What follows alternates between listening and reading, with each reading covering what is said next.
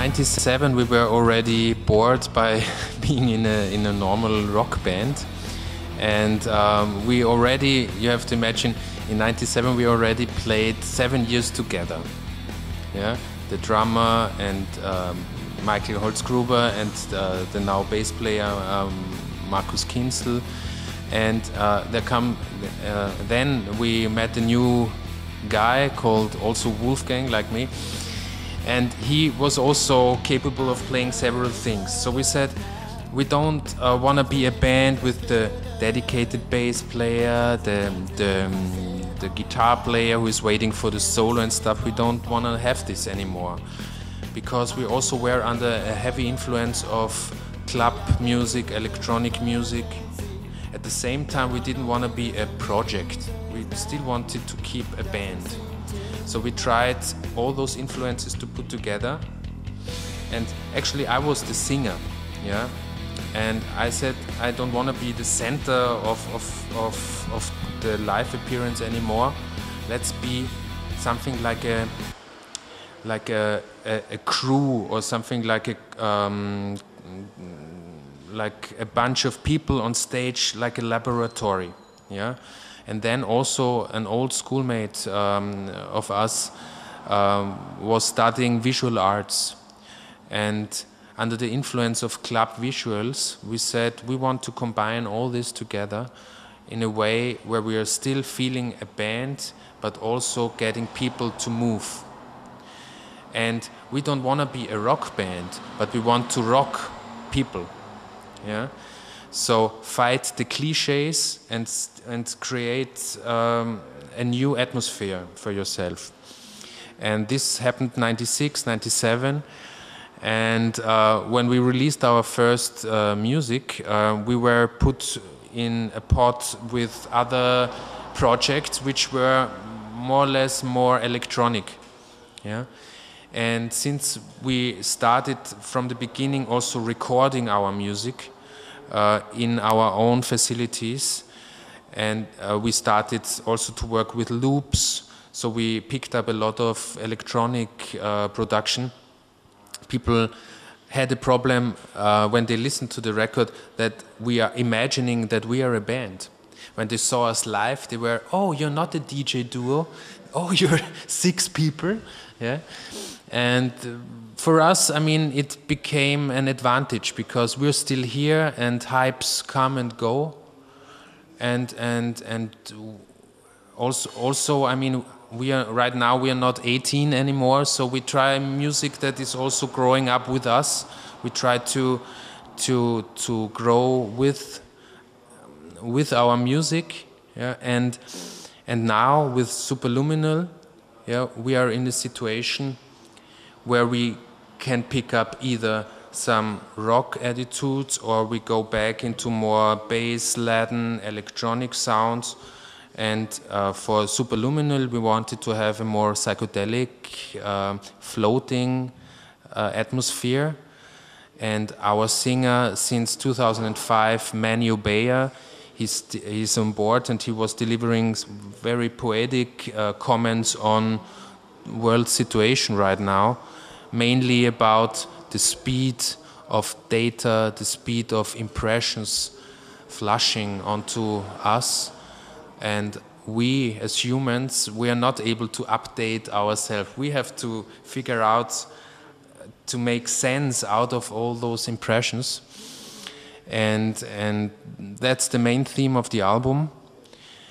And also, it happened that there was suddenly a new singer on board out of some schedule difficulties we also had, because Manu Bayer is a very questioned dancer as well. But suddenly it clicked that Manny and Johnny, the new singer, they worked so well together. And since we didn't want to be a normal band from the start, it was just normal that we have now 2 singers. And we feel like a collective, or like a planetary system, you know, and there are several satellites surrounding us. and right now Johnny is on board. We hope that he will still be on board. Manny is fix a member, and also Johnny. And then we have the whole visual side to it. Timo Novotny, who is a well-known director of documentaries, he is still in charge of all our visuals. And so it all fused together. And, you know, I cannot expect that someone who is listening to the record is able to understand our whole approach to it. But we hope that our record is interesting enough for the people to realize, okay, what is this group about? And we hope there are enough angles and questions that keep it interesting for the people. In 2002, the album Encounters came out and had a hip-hop flavor in that. For you, it was the album, the album that marks the Sofa Surfers? Yeah, I mean, Encounters opened a lot of doors for us, and it was a great album. I mean, at that time I had a relationship in America, and I traveled back and forth, and so it happened that I got a lot of contacts in that field, and we tried to incorporate this as ever to create a certain feeling. And when it came to touring, we realized, okay, we cannot take all those rappers with us, so what do? And there, our visual side was our advantage, so we synchronized some of the rappers on screen, and for the audience it was a great experience to see a live playing band with a synchronized singer, yeah? And it had a special flavor for us, and we still play 2 or 3 songs of that period as well. We like it, yeah. I think music still has a very, very strong force.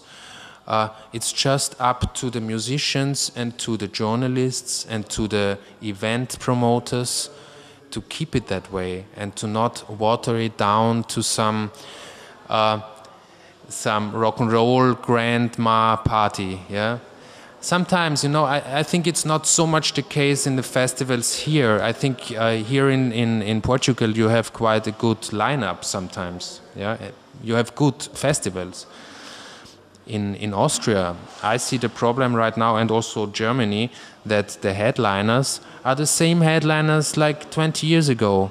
Yeah, and this is more of a problem.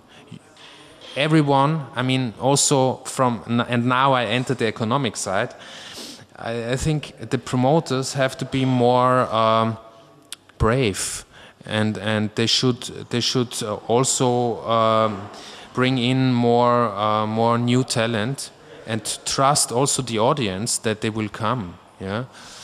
And because otherwise it's just a franchise thing like McDonald's, and I'm not really interested in that, yeah. Do you think music is a free language or not? It's a broad question. I mean, music, I wouldn't put music apart from the other arts. I think art as such is very strong. Yeah? It incorporates music sometimes. Music alone, yeah, can be only aesthetics. You know, music, you can listen music in an elevator, it won't hurt you. Yeah? But if you give music a face, if you give music an opinion, then it can be strong. Yeah, and I mean, you have to make up your mind if you want to be a fashion model, or someone who tries to communicate with people. And communication is not a one-way street. You have to listen as well.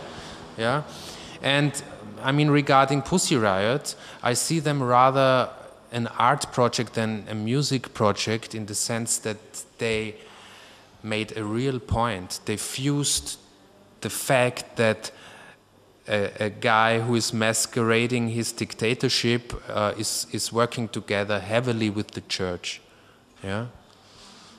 And this church is backing up this guy, this totalitarian thinking guy, yeah? So I think what they did was a political statement in the first case, and to be punished for this, yeah, is a crime as such. The new album, Superluminal, what can we expect from that? So first of all, the process was for us a real beautiful process because, like we talked before, being together in a group for 15 years is a rewarding thing because all the conflicts are mainly gone, and we're just humble that we play together, and we try to create certain atmosphere in the process of making it. And the idea now was to make a more floating record. And I think this will be also the case playing live. It will get a more moving spirit than maybe the last 2 or 3 years. And it's, for me personally, it feels like a circle is closing again. It's going to be also more electronic, but not groovy. You know what I mean? I would say we try to rock the people without jumping into every cliche, and we like to move the people. But moving doesn't mean a senseless banging on their heads. For us, moving doesn't mean that it only has to be a nice groove. You know, we reach out for something more, and I think the great thing of trying to make art or whatever, or creative stuff is that you try to reach something that you never be able to reach. Yeah, and this is what we always try to do. Yeah, we make fun of ourselves saying we will never be happy, you know. We will always say, okay, this was the last record, fine, but the next record, it has to be more of this or more of that. Yeah, and maybe if we had an economic advisor, he would say, hey, please copy yourself, do what worked best in numbers, blah, blah, blah. This is not what we can do. We try to be ourselves, and hopefully people acknowledge this, you know. We try not to fake something that we are...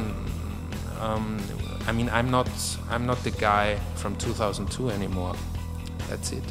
I try to make something that really transports what we think right now, and this is a much more challenge than always chewing the same gum.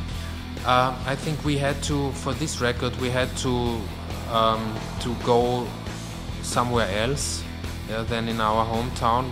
We rented a studio in the countryside, and there we didn't record as such. We just made drafts of the songs. And we had 10 days of playing and watching movies and playing games and just being together without our wives and kids. And this had a certain quality to it. and with, I mean, for us it was great because you're a drummer, you know, you're a very loud instrument. And what we did this time, it sounded very unrockish, but it really helped. We took an electronic drum kit and we rehearsed and we just put down the volume, and we could rehearse for 10 hours a day. Yeah, that was really good, and that made a difference. And the rest of the day, I mean, or while we played, you know, we watched over a beautiful river called Danube. Yeah, like the Tejo. It gave us a certain feeling, the feeling that we wanted to incorporate in our record. Sofasurfers.info. Yeah, you also can follow us on Facebook, and we will have. I mean, you said, yeah, we have several packages. We try to reach out to several, I would say, people who. I mean, I like the vinyl. People who need the download should get the download, and yeah, please check into our website. Thank you very much, and I hope you enjoy this moment and your holiday.